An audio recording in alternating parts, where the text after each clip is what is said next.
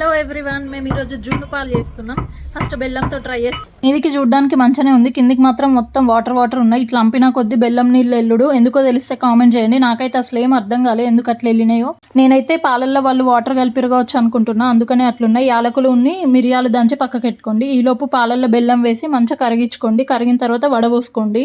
ఇక మా ఆయన అయితే ఏచల్ నాకు బెల్లంతో అద్దే అద్దు, నాకు చక్కెరతోనే కావాలంటే ఇక సగం పాలు తీసి పక్కకి పెట్టినా, సగం పాలు ఏమో బెల్లంతో వేసిన, సగం పాలు చక్కెరతోని.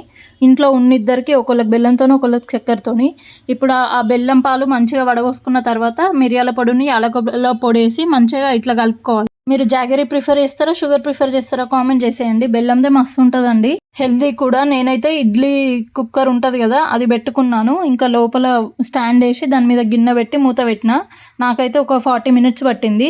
ఒక 30 minutesకి చూస్తే ఇట్లా మీద కొంచెం వాటర్ ఉండే. ఇంకో 10 minutes అట్లనే పెట్టిన. వీడియో నచ్చితే please do like, share and subscribe to this is Naveena YouTube channel.